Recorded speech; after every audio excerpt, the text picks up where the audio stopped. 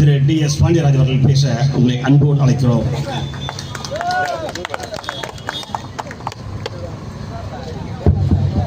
இல்ல, உண்மையிலேயே இந்த சென்னை கிழக்குக்கு வந்து பேச்சாளர்கள் ஒன்று தனியாக தேவையில்லைன்னு நான் இன்னைக்கு தெரிஞ்சுக்கிட்டேன்.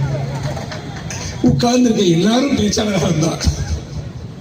ஒரு கட்சியை எப்படி ஒரு மாவட்டத்தில் நடத்துவார்? பரவாயில்ல, ஒரு ஒரு சிறப்பு மிக்க மாவட்டம் இது.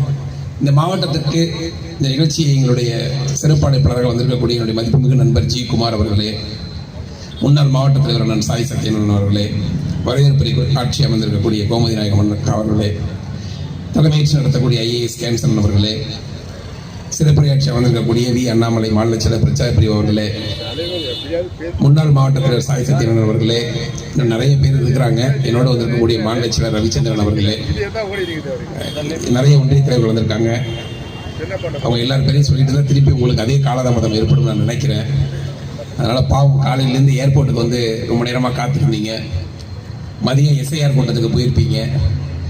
இரவு தெருமுனை கூட்டத்தில் அமர்ந்திருக்கிறீங்க.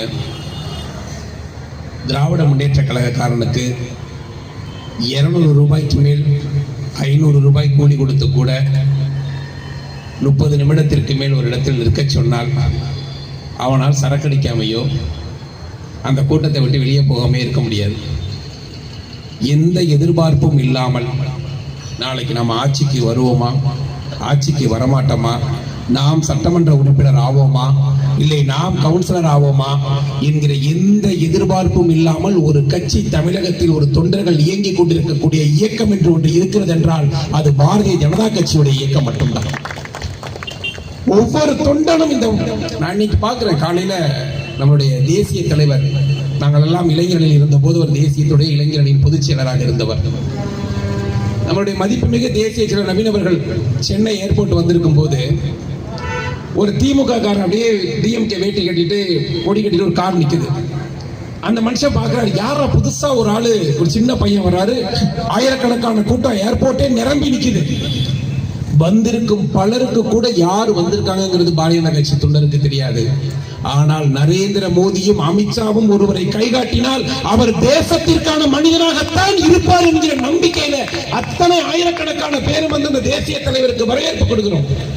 அவர் எந்த மாநிலம் என்பது நமக்கு தெரியாது, எந்த ஜாதி என்பது நமக்கு தெரியாது, அவர் என்ன பின்புலம் என்பது கூட நமக்கு தெரியாது. தெரியுமா?